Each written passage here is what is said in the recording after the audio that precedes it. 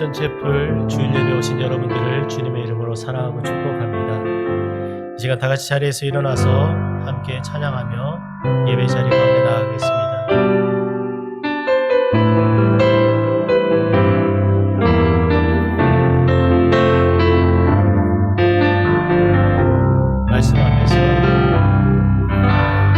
말씀 앞에서 경외함으로 주께 홀로 섭니다. 생명의 말씀 읽고 순종해 주를 예배합니다. 말씀 앞에서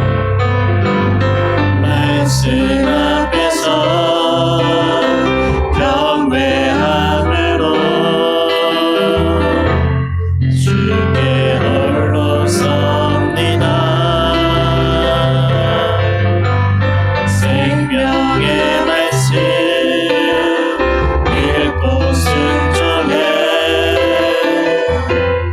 주를 예배합니다.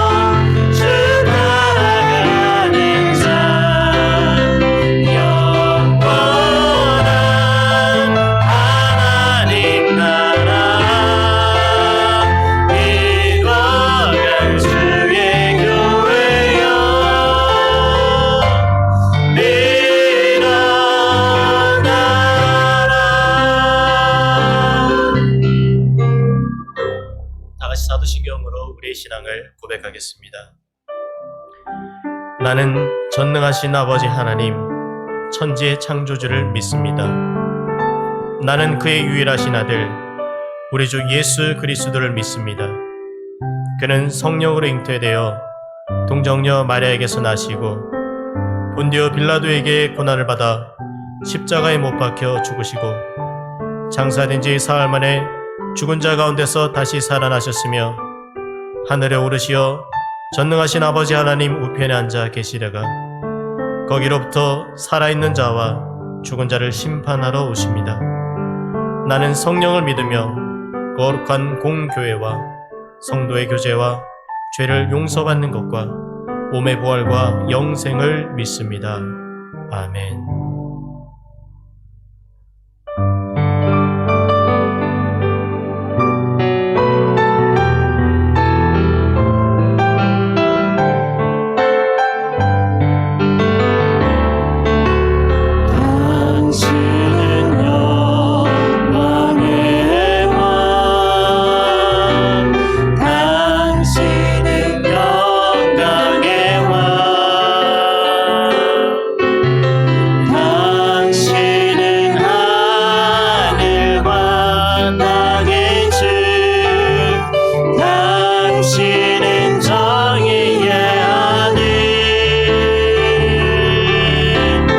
천사가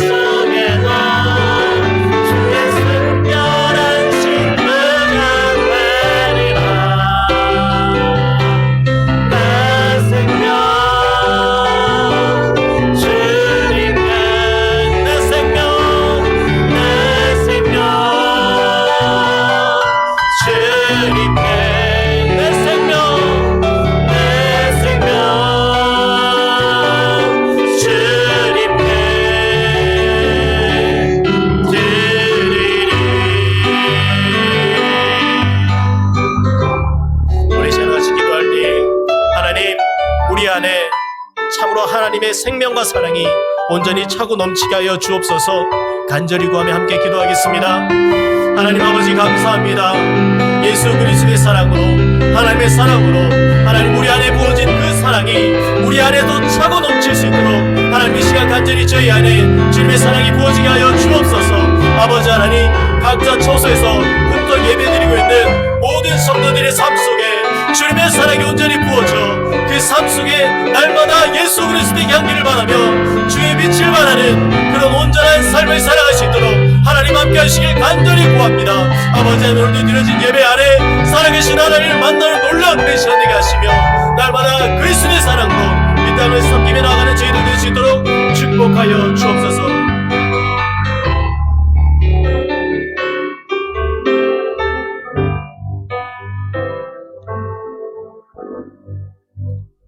사랑의 주님, 어려운 상황 속에서도 주님을 의지하며 이 시간 예배드릴 수 있게 해주심에 감사드립니다. 전 세계 많은 사람들이 코로나19로 인해 두려워하며 걱정하며 혼란 가운데 살아가고 있습니다. 내가 건강한 것으로, 나의 가족이 안전한 것으로 다행이다 여기지 않고 힘들고 어렵게 시간을 보내고 있는 주변의 사람들을 살필 수 있는 마음과 그들을 위해 기도할 수 있는 저희들이 되게 하여 주시옵소서. 우리를 구원하시기 위해 예수님께서 십자가에 달리시어 죽으셨지만 3년 동안 함께했던 제자들도, 예수님을 따르던 그 많은 사람들 중 한 사람도 주님의 뜻을 알지도 이해하지도 못해 주님의 고난에 동참하지 못했습니다.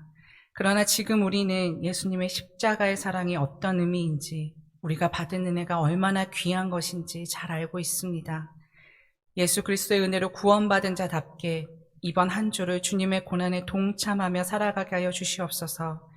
우리 삶에서 해야 하는 것들, 하고 싶은 것들이 많지만 그 어떤 것보다도 한 영혼을 향한 그리스도의 사랑을 닮아가는 것, 그 사랑을 품고 살아가는 것, 그것이 우리의 삶의 가장 우선이 되게 하여 주시옵소서. 특별히 믿음의 공동체로 세우신 글로벌 선진학교의 모든 학생들과 교직원들이 어느 자리에 있든지 어떤 형태로 예배를 드리든지 우리의 신앙이 흔들리지 않으며 연약해지지 않도록 굳건한 믿음을 주시옵소서. 내일이면 온라인 개학을 하게 됩니다. 화면으로 홈는 시간을 갖고 수업을 한다는 것이 학생들에게도 교사들에게도 쉽지 않겠으나 어렵고 힘들고 불편한 것들을 말하기보다 이러한 상황에서도 감사한 것들을 먼저 고백하며 서로를 배려하고 세워주는 그런 공동체가 되게 하여 주시옵소서. 이 시간 몸이 아픈 지체들과 마음에 어려움이 있는 지체들 가운데 주님께서 그들에게 꼭 필요한 것으로 치료하여 주시고 어려움 속에서도 주님을 의지하며 믿음으로 이겨낼 수 있도록 함께하여 주시옵소서.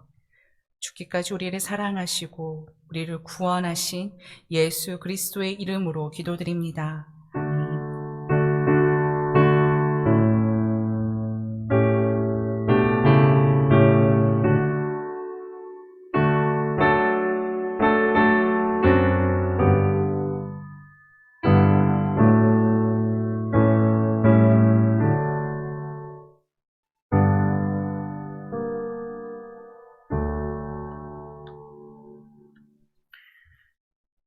교회 소식 나누겠습니다.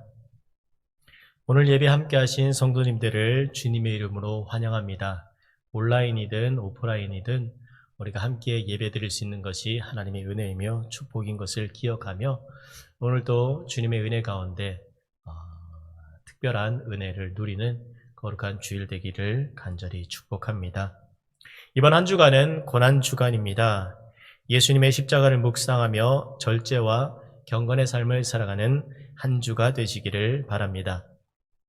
2020년 1학기 글로벌 선진학교 음성 캠퍼스 개학 일정은 내일 4월 6일 월요일 오전 9시에 온라인으로 개학이 시작이 됩니다. 다음 주 부활 주일에는 남진석 지도 목사님의 영상 설교로 예배가 드려집니다. 가정에서 또 교회에서 온오프로 지속적으로 예배 자리에 참석해 주시기를 간절히 부탁드립니다.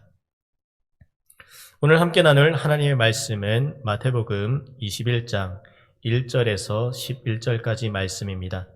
마태복음 21장 1절에서 11절까지의 말씀을 제가 한 절, 여러분 한 절 교독으로 읽겠습니다. 마태복음 21장 1절에서 11절까지입니다. 그들이 예루살렘에 가까이 가서 감람산 벳박에 이르렀을 때에 예수께서 두 제자를 보내시며 이르시되 너희는 맞은편 마을로 가라. 그리하면 곧 매인 나귀와 나귀 새끼가 함께 있는 것을 보리니 풀어 내게로 끌고 오라. 만일 누가 무슨 말을 하거든 주가 쓰시겠다 하라. 그리하면 즉시 보내리라 하시니 이는 선지자를 통하여 하신 말씀을 이루려 하심이라. 일렀으되 시온의 딸에게 이르기를 내 왕이 내게 임하니니 그는 겸손하여 나귀 곧 멍에 매는 짐승의 새끼를 탔도다 하라 하였느니라. 제자들이 가서 예수께서 명하신 대로 하여 나귀와 나귀 새끼를 끌고 와서 자기들의 겉옷을 그 위에 얹음에 예수께서 그 위에 타시니 무리의 대다수는 그들의 겉옷을 길에 펴고 다른 이들은 나뭇가지를 베어 길에 펴고 앞에서 가고 뒤에서 따르는 무리가 소리 높여 이르되 호산나 다윗의 자손이여 찬송하리로다. 주의 이름으로 오시는 이여 가장 높은 곳에서 호산나 하더라. 예수께서 예루살렘에 들어가시니 온 성이 소동하여 이르되 이는 누구냐 하거늘 다 같이 무리가 이르되 갈릴리 나사렛에서 나온 선지자 예수라 하니라. 아멘. 오늘은 종려주일입니다. 부활절 한 주 전 주일을 종려주일이라고 부르며 기념합니다. 예수님이 나귀를 타고 예루살렘에 입성하실 때에 군중들이 종려나무 가지를 흔들며 다윗의 아들 이렇게 환영했다는 복음서의 9절에 기원을 둔 절기가 바로 종려주일입니다. 예수님이 예루살렘에 입성하실 때에 사람들은 예수님에게 호산나 찬송하리로다 주의 이름으로 오시는 이여라고 소리를 칩니다. 그리고 예수님이 나귀를 타고 예루살렘에 입성하실 때 사람들이 이렇게 외칩니다. 마태복음 21장 9절에 무리가 소리 높여 이르되 호산나 다윗의 자손이여 찬송하리로다 주의 이름으로 오시는 이여. 호산나는 히브리어로 구원하소서라는 뜻을 가지고 있습니다. 예수님이 유대인을 구원할 구원자이시며 특별히 다윗 왕조의 가문에서 태어난 메시아다라는 것을 인정하는 것이죠. 그 당시 이스라엘은 로마의 지배를 받고 있었던 시기입니다. 유대인들은 드디어 예수님이 부패한 예루살렘, 이스라엘의 종교 지도자를 뒤엎고 이스라엘의 왕이요 영광스러운 메시아로 자신을 드러내는 순간이 곧 올 것이다 라고 생각을 하였고 때마침 유대인의 절기인 6월절 예루살렘에 입성하시는 이 때가 바로 이러한 때가 아닐까라고 생각을 한 것이죠. 그리고 유대인들은 하나님으로부터 선택받았다라는 선민 사상을 가지고 민족적인 우월감을 가지고 있었는데 로마의 지배를 받는다라는 것은 너무나 수치스러운 상황이었던 것입니다. 그래서 예수님이 이스라엘의 왕으로 등극을 하고 로마의 임명을 받은 이두메 사람, 이방인 출신의 헤롯 왕가의 가문을 뒤엎고 정통 유대 가문, 다윗의 후손에서 나신 예수님이 진정한 왕이 되셔서 유대를 강하게 하고 그리고 그 강한 힘을 가져 예전 다윗의 시대에 이루었던 독립과 오히려 주변 나라들을 영향력을 주며 지배할 수 있는 그런 나라가 될 것을 기대했었다는 겁니다. 예수님께서 마지막 6월절을 앞두고 예루살렘에 입성하실 때에 사람들이 종려나무 가지를 들고 나와서 열렬하게 환호성을 합니다. 왜 이스라엘 사람들은 특별히 종려나무 가지를 들고 나왔을까요? 많은 나무와 많은 가지들이 있었음에도 불구하고 오래전부터 종려나무는 예루살렘을 상징하고 예루살렘을 대표하는 특별히 이스라엘을 대표하는 식물이었습니다. 이스라엘 백성들이 광야 출애굽에서 광야로 나오게 되었을 때 오아시스 옆에 있는 종려나무 아래서 머무릅니다. 출애굽기 15장 27절에 보면 그들이 엘림에 이르니 거기에 물샘 12과 종려나무 70그루가 있는지라 거기서 그들이 그 물 곁에 장막을 치니라. 출애굽한 이스라엘 백성들이 마라의 쓴물 사건을 경험한 후에 엘림에 도착한 이스라엘 백성들. 그곳에서 12개의 오아시스와 70그루의 종려나무를 경험하게 됩니다. 그리고 이러한 경험을 통해서 유대인들은 초막절, 장막절이라고도 부르고 수장절이라고도 부르는 초막절에 종려나무 가지를 흔들며 40년의 광야 생활을 기념했었던 것입니다. 특별히 초막절, 장막절이라고 하는 절기는 이 초막절에 이스라엘 사람들은 아라바 미님이라고 부르는 식물을 취해서 초막을 짓는데 이 초막절에 사용하는 4가지의 식물을 의미합니다. 그 중에 반드시 포함되는 것이 바로 종려나무이고 종려나무 가지는 이 초막을 짓는 데 매우 중요한 필수 재료인 것이죠. 그리고 종려나무의 열매는 풍성하고 매우 달달하는 특성을 가지고 있습니다. 그래서 열매 맺는 과일 중에 대표성을 띠고 있죠. 그리고 종려나무의 특징은 다 베고 나서 그루터기만 남아 있는데 그 남아있는 그루터기가 불에 타도 그 불에 탄 그루터기에서 다시 싹이 난다는 거예요. 불 가운데서도 다시 살아나는 종려나무. 이 종려나무의 신학적, 식물학적 이름은 피닉스 덱터리페라입니다. 불사조의 이름인 피닉스가 식물학적 이름에 붙어있는 나무가 바로 이 종려나무다라는 거예요. 이러한 종려나무의 특성 때문에 유대인들에게 종려나무는 승리와 부활을 상징합니다. 그 당시에 로마가 세운 헤롯 왕가의 통치를 받던 이스라엘은 마치 그야말로 종려나무, 그루터기만 남은 종려나무에 심지어 불에 탄 듯한 그런 상황이었던 거죠. 그러나 예수님의 놀라운 기적을 보면서 죽은 사람을 살리시고 병든 자를 고치시고 굶주린 자를 먹이시는 예수님의 놀라운 기적과 사역을 보면서 세계 최강의 로마로부터 우리를 구원해낼 메시아가 있다면 바로 이분이겠다라는 생각을 했다라는 거예요. 수많은 사람들이 종려나무 가지를 흔들며 자신의 겉옷을 예수님 앞에 깔았습니다. 이것은 이런 의미인 거예요. 예수님께서 만약에 앞장서서 로마에 대항하여 일어나면 우리를 또 기꺼이 따르겠습니다라는 무언의 표현이었던 겁니다. 마치 우리나라의 일제 치하 식민지 시절에 태극기를 흔들며 대한독립 만세를 외치던 상황과 유사한 상황인 거예요.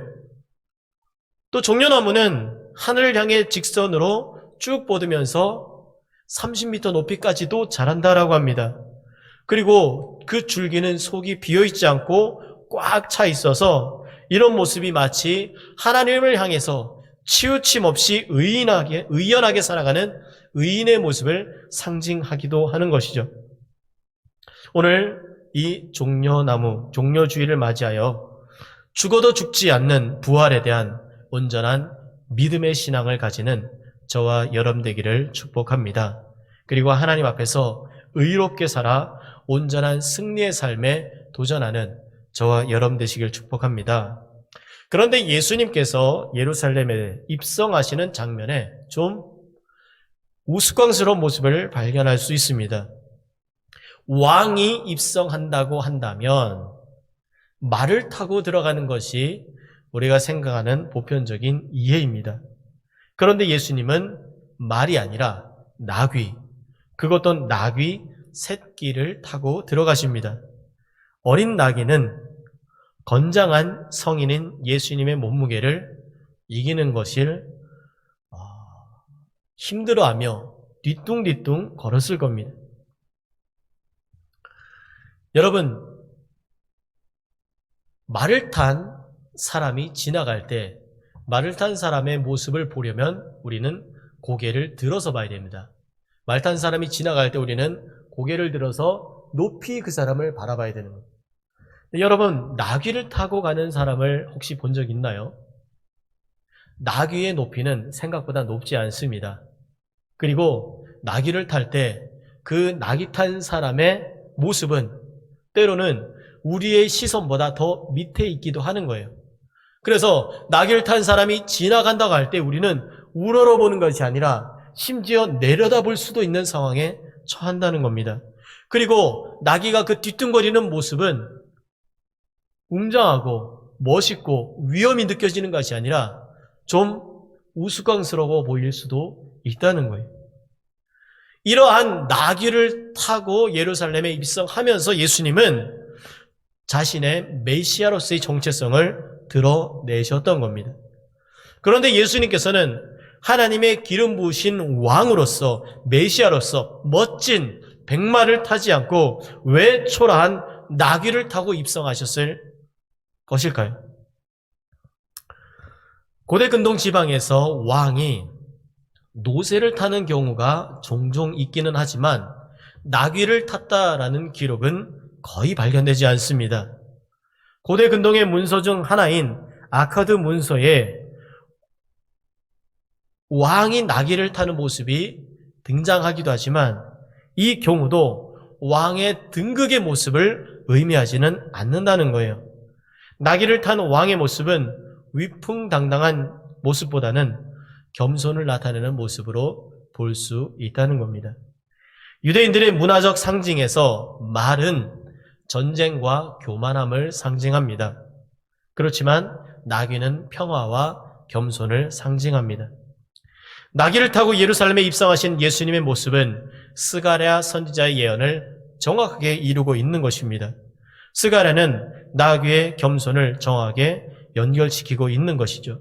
스가랴 9장 9절에 시온에 따라 크게 기뻐할지어다. 예루살렘에 따라 즐거이 부를지어다. 보라, 내 왕이 내게 임하시나니 그는 공의로우시며 구원을 베푸시며 겸손하여서 나귀를 타시나니 나귀의 작은 것 곧 나귀 새끼니라. 군사적인 영웅은 말 또는 병거를 타고 오지만 평화의 왕은 나귀를 타고 입성하는 겁니다. 나귀는 예수님의 정체성을 드러내는 장면인 거예요. 굴림하고 착취하고 허세를 부리는 세상 왕들의 등극식에는 말이 어울리겠지만 겸손히 낮아져 섬기고 희생하는 메시아 그리스도의 등극식에는 나귀가 어울리는 것입니다. 나귀 이야기를 하면서 예수님의 탄생에 대한 부분에 대한 이해를 좀 더 가져보고자 합니다. 예수님이 태어나신 베들레헴은 해발 고도 900m에 위치하는 곳이고 산지입니다. 그래서 산에서는 말보다는 나귀가 물건을 운반하기에 훨씬 더 유리합니다. 그리고 당시 베들레헴에 대다수의 가난한 사람들은 바위를 파서 만든 동굴에서 거주하는 사람들이 많았습니다. 이러한 동굴집은 겨울철에 적절한 난방이 가능했고 여름철엔 시원한 냉방 효과가 있었죠. 지금도 예수님이 태어나신 베들레헴 언덕의 가장자리에는 24개의 동굴로 지어진 집들의 터가 아직도 남아 있습니다. 겨울이 되면 가축들은 동굴집 안에서 사람들과 함께 살았습니다. 이때 보통 바깥에 두던 구유 또 동굴 안으로 사람들이 살던 집 안으로 들어와서 함께 지냈던 것이죠. 오늘날의 우리는 구유가 무척 지저분하고 더러운 곳으로 생각되지만 예수님 당시에 사람들이 살던 집도 구유와 크게 구별되지 않을 만큼 아주 깨끗하게 살지도 않았다라는 거예요. 누가복음 2장 7절에 첫 아들을 낳아 강보로 싸서 구유에 뉘었으니 이는 여관에 있을 곳이 없음이러라.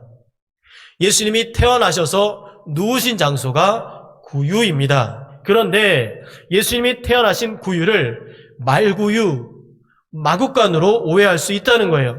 누가복음 2장에 어디에도 말구유나 마구간이라는 표현이 나오지 않습니다. 다만 구유라는 단어가 3번 등장할 뿐입니다. 여기서 말하는 구유는 어떤 구유이겠습니까? 아마도 말 구유가 아니라 나귀 구유일 가능성이 훨씬 더 높다는 거예요. 이사야 1장 3절에 소는 그 임자를 알고 나귀는 그 주인의 구유를 알건만은 이스라엘은 알지 못하고 나의 백성은 깨닫지 못하는도다 하셨도다. 이 성경 구절에서도 말하고 있는 것처럼 일반적으로 나귀는 자기 구유에서만 먹이를 먹는다라고 합니다. 그런 면에서 이 나귀의 구유는 순종을 상징하는 의미이기도 합니다. 예수님은 탄생하신 후에 나귀 구유에 누우셨는데 마지막에도 나귀를 타고 예루살렘에 입성하셨다라는 거예요. 말은 군림하고 정복하고 착취하는 세상적인 왕이지만 나귀는 겸손하게 섬기는 순종하는 메시아를 의미합니다. 예수님은 처음에도 나귀, 마지막에도 나귀. 즉 일생을 순종과 겸손으로 살아가신 분이라는 거예요. 오늘 종료주의를 맞이하여 예수님의 순종이 나의 순종이 되는 삶을 살아가는 저와 여러분들 되시기를 축복합니다. 태어나실 때부터 순종의 모습으로 태어나셨고 마지막까지 순종의 모습으로 살아가신 예수님께서 이스라엘 백성에게 유대인들에게 전하고자 하셨던 것이 무엇이었을까요? 예수님께서 온전한 순종을 통해 전하고자 하는 그 말씀, 그 핵심은 바로 천국이 왔음을 선포하고자 하심이었습니다. 마태복음 4장 17절에 이때부터 예수께서 비로소 전파하여 이르시되 회개하라. 무엇이 왔습니까? 천국이 가까이 왔느니라 하시니라. 예수님의 사역은 천국이 이 땅에 왔다, 임했다라는 것을 알리기 위함입니다. 마태복음의 천국은 헬라어로 우라노스 바실레이아입니다. 우라노스는 하늘이고 바실레이아는 왕국입니다.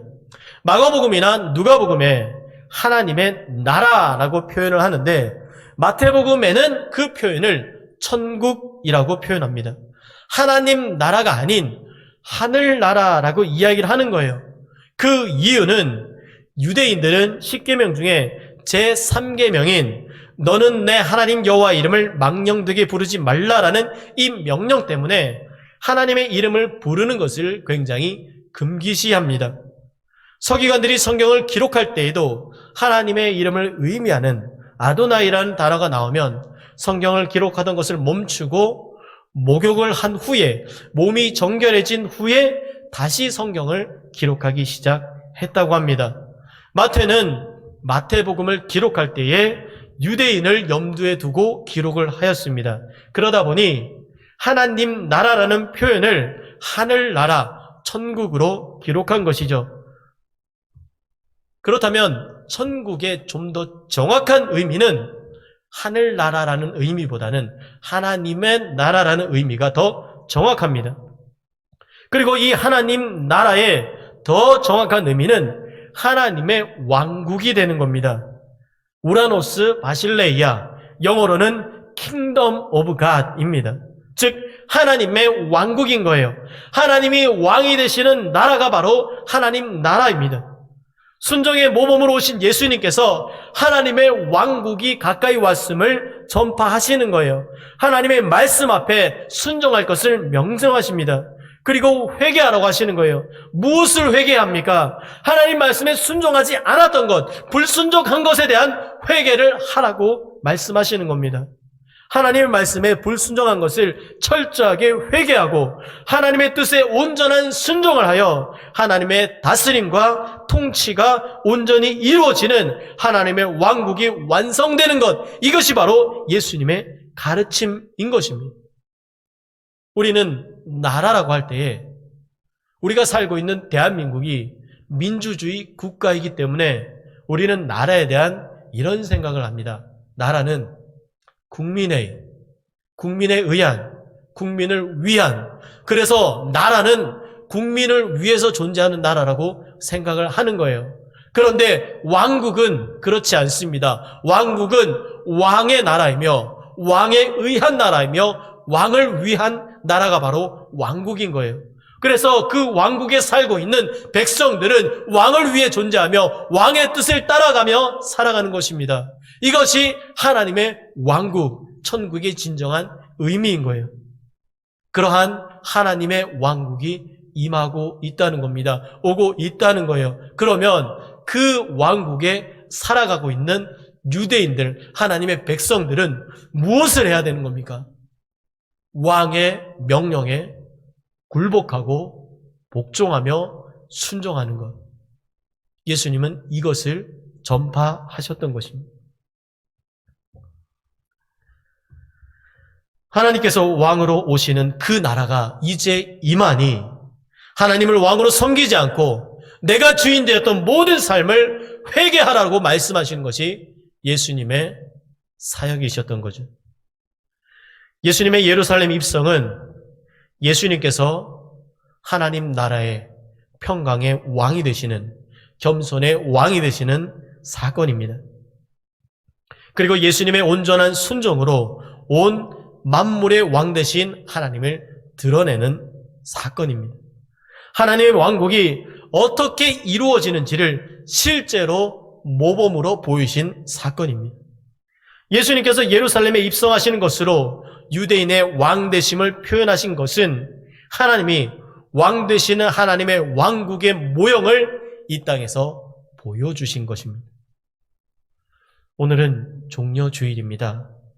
예수님의 유대인의 왕 되심을 기억하는 주일이며 동시에 우리의 하나님이, 우리 예수님이 우리의 왕 되심을 기억하고 기념해야 될 것입니다. 사랑하는 여러분, 우리의 진정한 왕이 누구이십니까? 내 삶의 진정한 주인이 누구입니까? 하나님만이 내 삶의 주인이시며 나의 모든 것을 다스리는 왕이심을 다시 한번 확정하는 시간이 되시기를 축복합니다. 혹 우리는 내 삶의 주인으로, 내가 나의 주인으로 살고 있지는 않습니까?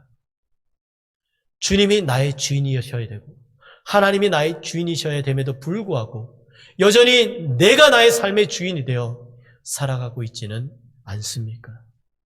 우리는 예수님을 주님이라고 부르고 일요일을 주의 날, 주일이라고 부릅니다. 그러나 여전히 주일날, 주일이 주님의 날이 아닌 나의 날이 되고 있지는 않습니까? 주님이라고 부르는 예수님이 나의 주인이 아닌 내가 나의 주인으로 살아가고 있지는 않습니까? 그렇다면 오늘 특별히 종려주일을 맞이해서 다시 한번 내 삶의 주인을 예수님으로 영접하고 그분을 나의 왕으로 모시는 그런 시간이 되기를 축복합니다. 우리 시간 함께 찬양하며 우리를 위해 구원을 이루시고 십자가에서 생명을 버리면서 우리를 사랑하셨던 주님을 다시 한번 기억하고 기념하며 다시 한번 주님을 내 안에 진정한 왕으로 주인으로 모셔드리는 그런 시간이 되기를 축복합니다.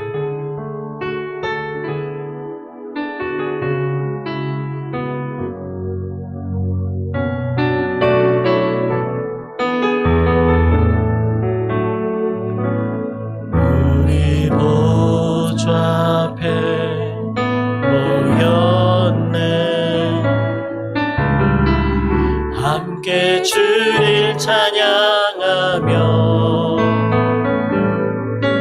하나님의 사랑 그 아들 주셨네.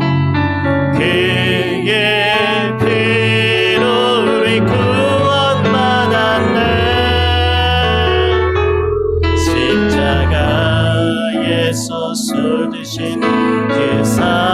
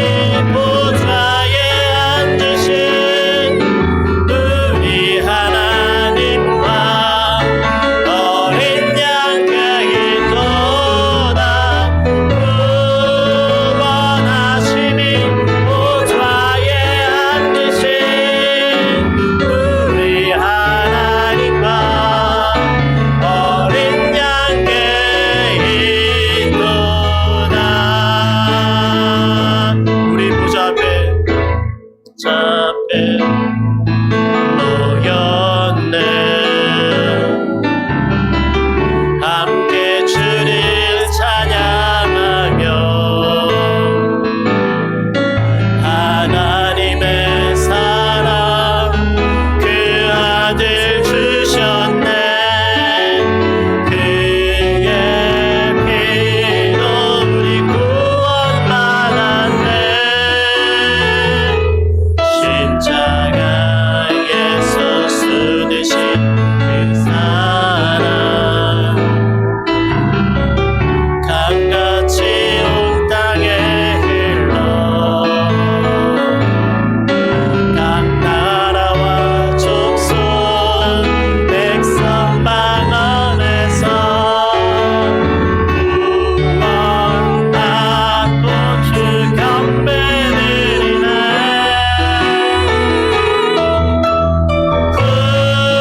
구원하심이 보좌에 앉으신 우리 하나님과 어린 양떼이도다. 구원하심이 보좌에 앉으신 우리 하나님과 어린 양떼이도 구원하심이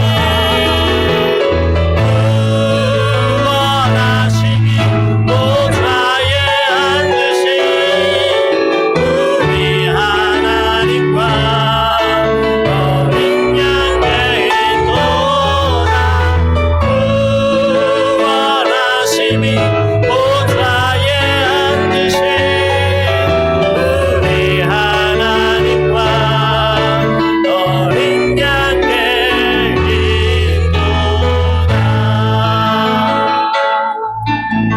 계시록 7장 9절부터 12절에 이 일 후에 내가 보니 각 나라와 족속과 백성과 방언에서 아무도 능히 셀 수 없는 큰 무리가 나와 흰옷을 입고 손에 종려 가지를 들고 보좌 앞과 어린 양 앞에 서서 큰 소리로 외쳐 이르되 구원하심이 보좌에 앉으신 우리 하나님과 어린 양에게 있도다 하니 모든 천사가 보좌와 장로들과 내 생물의 주위에 서 있다가 보좌 앞에 엎드려 얼굴을 대고 하나님께 경배하며 이르되 아멘. 찬송과 영광과 지혜와 감사와 존귀와 권능과 힘이 우리 하나님께 세세토록 있을지어다. 아멘 하더라. 2000년 전에 유대인들은 자기가 원하는 그리스도와 메시아를 바라면서 결국 종려나무 가지를 흔든 후에 닷새 만에 예수님을 십자가에 못 박았지만 2000년이 지난 오늘 저와 여러분들은 예수님의 구원을 다시 한번 기억하며 내가 원하는 메시아를 만들기를 소망하는 것이 아니라 구원하시는 하나님과 어린 양을 기억하며 찬송과 영광과 지혜와 감사와 존귀와 권능과 힘이 온전히 하나님과 어린 양에게 있다라는 놀라운 고백과 선포를 통해 이 땅 가운데 하나님 나라를 이루는 그런 저와 여러분의 삶이 되길 간절히 소망합니다.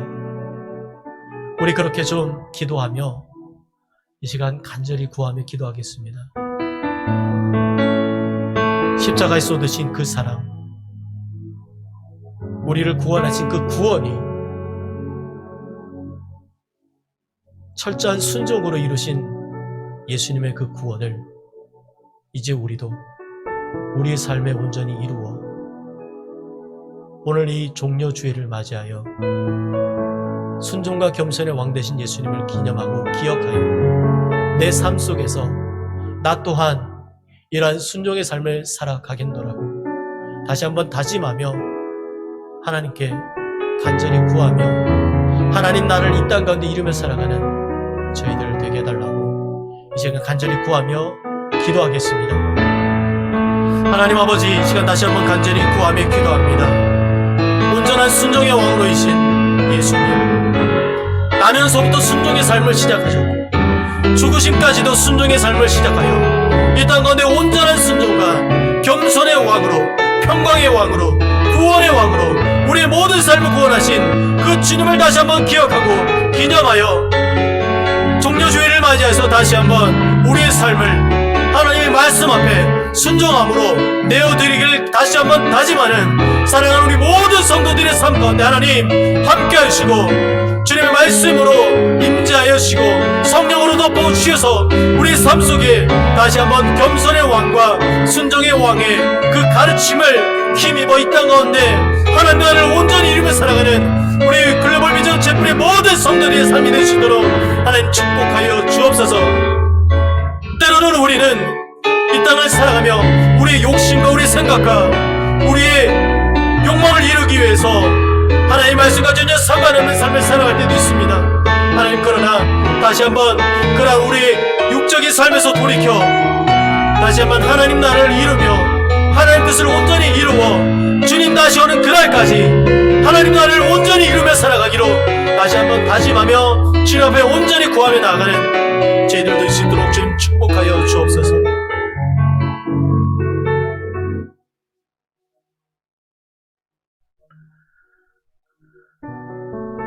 지금은 우리 주 예수 그리스도의 은혜와 하나님의 사랑과 성령의 교통하심이 종료주의를 맞이하여